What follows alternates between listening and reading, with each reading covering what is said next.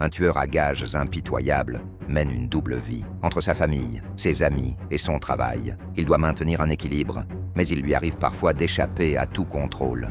Quiconque ose s'en prendre à ses proches en payera les conséquences de la manière la plus terrible qu'il ait jamais imaginée. Ray Shoesmith est un père de famille ordinaire, mais son métier est l'un des pires au monde. Il travaille comme tueur à gages et a réussi à cacher sa vie de criminel à sa famille. La chose la plus importante dans sa vie est la sécurité de sa fille unique, Brittany, âgée de 7 ans. Il est également responsable de Bruce, un frère handicapé, et enfin de son ex-femme, Jacinta. Toutes ces personnes dépendent de lui, et c'est pour cette raison qu'il s'efforce d'être le meilleur dans son travail. Un soir, il rencontre Matty, l'associé de son patron, pour l'interroger sur un pari qu'il a dû faire la veille. Matty tente de se soustraire à ses responsabilités, et, devant l'insistance de Ray, il finit par admettre sa culpabilité. Le protagoniste l'attrape alors et le pousse d'une hauteur considérable.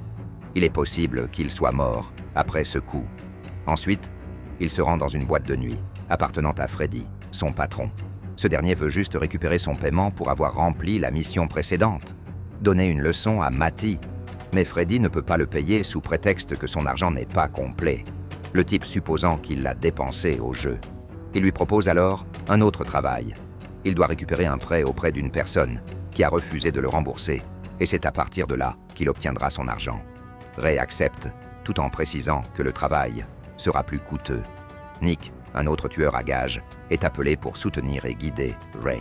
Ils arrivent tous les deux sur place et rencontrent le débiteur. Nick le pousse et essaie de faire pression sur lui pour qu'il rembourse l'argent. Malgré les insultes, le débiteur refuse de payer en disant qu'il n'a pas d'argent, bien qu'il promette d'en avoir dans une semaine. Ray sait à quoi ressemble ce travail. Il utilise donc une stratégie plus utile dans ce cas. Il prend son portefeuille et y trouve une photo de la famille de l'homme, note l'adresse où ils habitent et lui dit que puisqu'il n'a pas d'argent, il ferait de mieux de rendre visite à sa femme et à ses enfants. L'homme est tellement effrayé qu'il promet de remettre l'argent le lendemain. Une sale tactique, mais une tactique efficace. Le lendemain, alors que Ray promène son chien, il rencontre Ali, une fille qui promène elle aussi son chien, et qu'il aborde pour parler.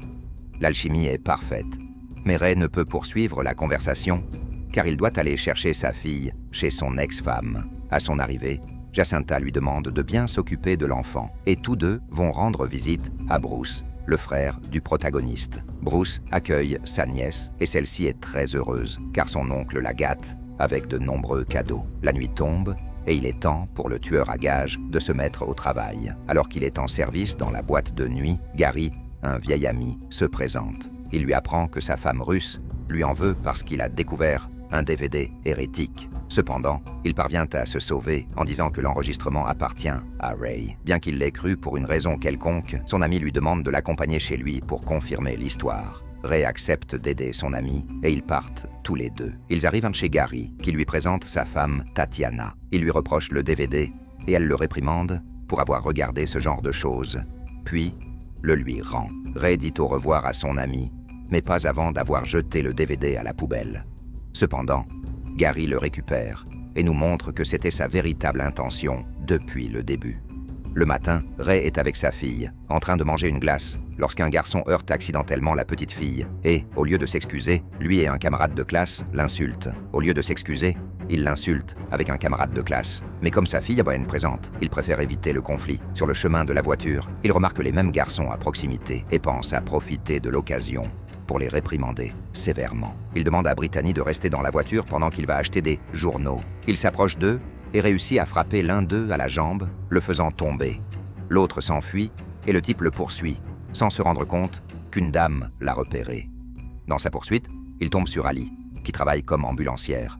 L'homme en profite pour lui demander son numéro afin de rester en contact. Pendant la nuit, un homme nommé Luke a terminé son jogging quotidien et s'apprête à rentrer chez lui. Soudain, le tueur à gages apparaît et le force à monter dans le coffre de sa voiture pour l'emmener loin de la ville, dans une forêt sombre et solitaire. Là, il lui tend une pelle et lui ordonne de commencer à creuser un trou, ce qu'il n'a d'autre choix que de faire. Alors qu'il est sur le point de terminer, le criminel pointe son arme sur lui, mettant fin à ses jours. La victime tombe dans la fosse, qui s'avère être sa propre tombe. Le criminel le recouvre de terre et s'en va. Quelques jours plus tard, alors que Ray passe du bon temps avec sa fille, des officiers viennent frapper à sa porte en raison de poursuites judiciaires engagées par les garçons qu'il a battus. Le problème est qu'il doit se rendre au tribunal et suivre des séances de gestion de la colère pour apprendre à se contrôler. Ce soir-là, il se rend au club de son patron pour signaler qu'il a fait travailler Luke, mais ce dernier l'informe qu'il s'est trompé de personne, parce qu'il lui a soi-disant donné un mauvais nom. Ray se met trop en colère contre son patron, mais comme c'est la première fois, il lui demande d'être plus prudent avec les informations sur les futurs travaux. D'autre part, Ray a invité Ali à dîner, et tous deux ont rendez-vous dans un restaurant, où elle lui raconte sa vie. D'un moment à l'autre, les récents amis passent au second plan et deviennent intimes dans l'appartement de l'homme. Le lendemain, le protagoniste se précipite à l'hôpital après avoir reçu un appel l'informant que son amie a eu un accident et qu'elle est tombée dans le coma. Dans la chambre se trouve Tatiana et son beau-frère Vassili. Lorsqu'il demande ce qui s'est passé, le frère de Gary lui explique qu'il s'agit d'une affaire qui a mal tourné. Selon lui, ils allaient en vendre des armes lorsque deux hommes mystérieux sont arrivés, ont frappé Gary à la tête et se sont enfuis avec l'argent et les armes. Ray est assez intelligent pour remarquer plusieurs incongruités, car beaucoup de choses ne collent pas dans cette histoire. Comment est-il possible que son ami se soit retrouvé dans cet état alors que son frère s'en est sorti indemne? C'est pourquoi le protagoniste décide de faire toute la lumière sur cette histoire. Le soir, il rend une visite inattendue à Vassili. Habitué à résoudre les problèmes de manière radicale, il le bat pour qu'il lui dise toute la vérité.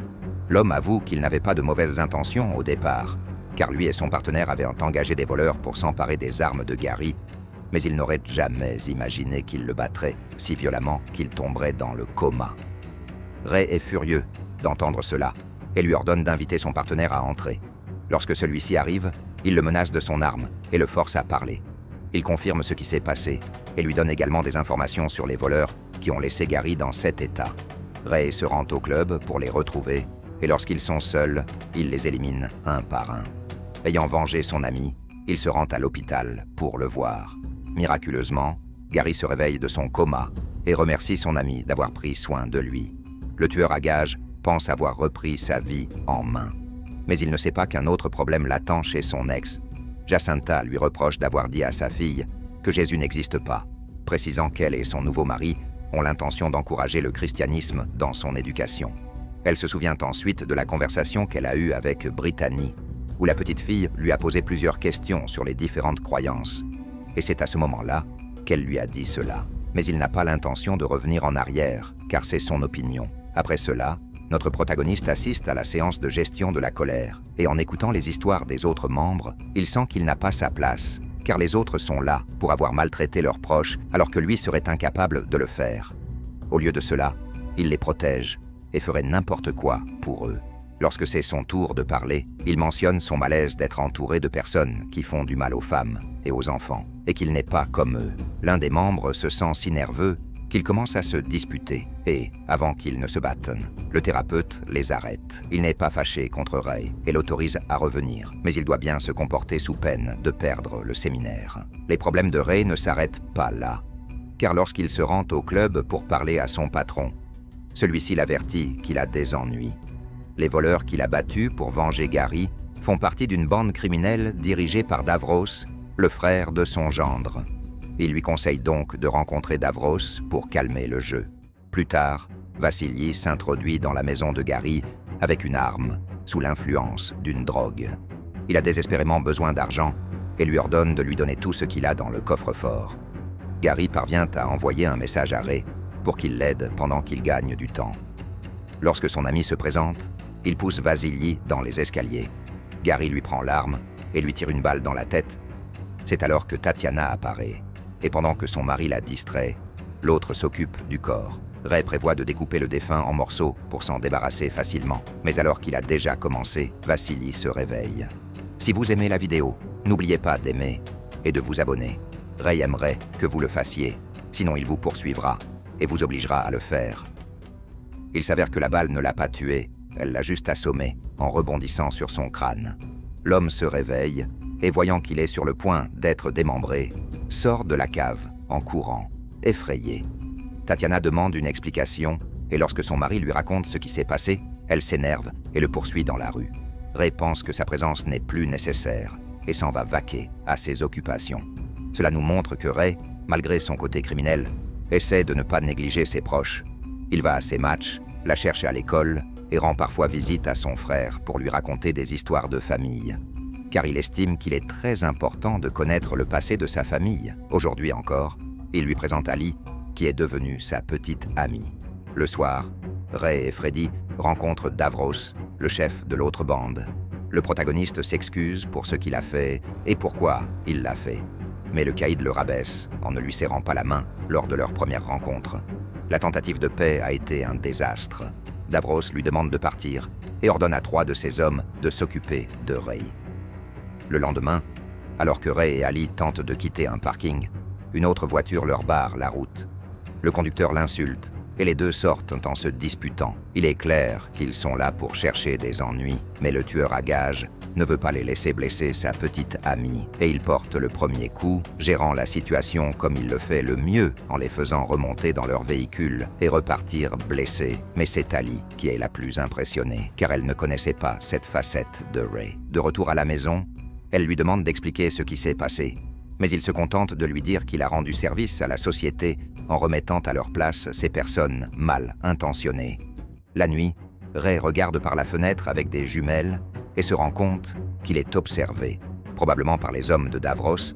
Alors, il décide de leur tendre un piège. Il s'habille et se prépare à partir en voiture. Il est évident que les harceleurs vont le suivre, mais ce qu'ils ne savent pas, c'est qu'il les conduit dans une usine abandonnée.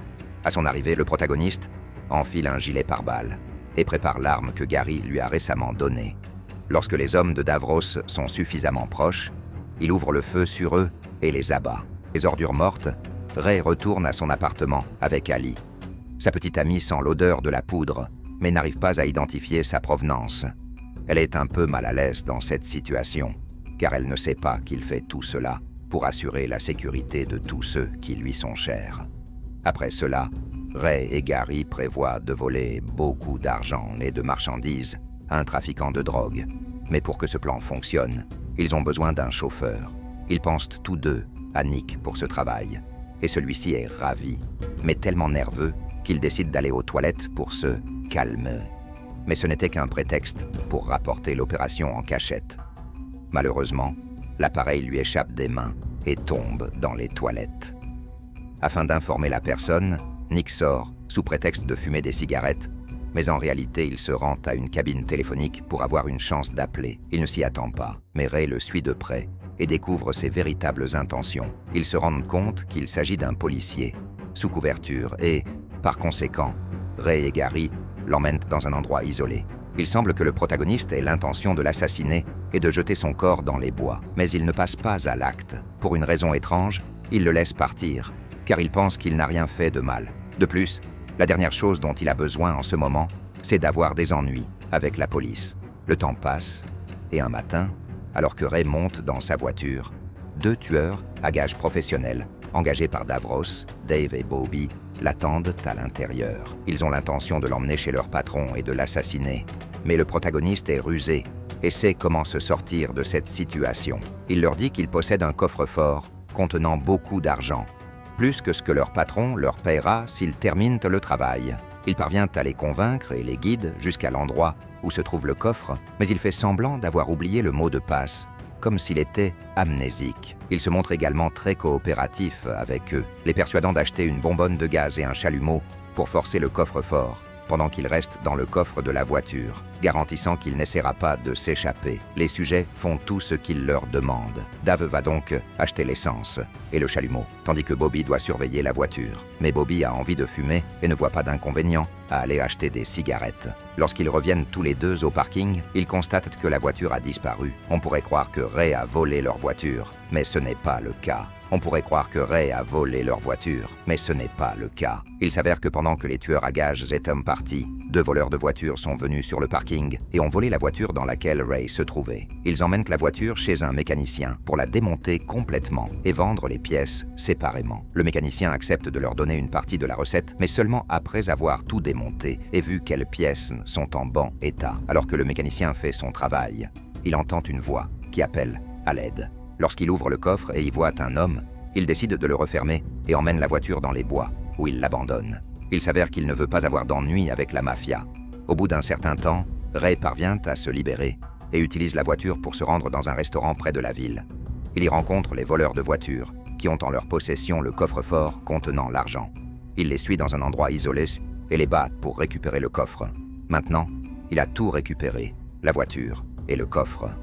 Par malchance, lorsqu'il monte dans la voiture, Dave et Bobby lui tendent à nouveau une embuscade. Ils suivent le plan qui consiste à l'emmener dans les bois pour rencontrer Davros. Lorsqu'ils arrivent, le chef de la mafia menace Ray et lui ordonne de creuser un trou, dont on sait tous dans quel but. Davros donne l'argent pour le travail à Dave et Bobby, mais Bobby laisse échapper l'existence du coffre-fort. Davros est furieux et exige qu'ils partagent l'argent entre eux trois.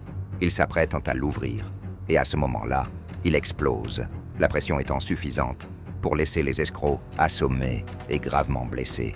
Ray, en revanche, qui creusait la fosse, ne subit presque aucun dommage. Il en profite pour s'emparer d'une arme et tuer Davros et Bobby, mais pas Dave.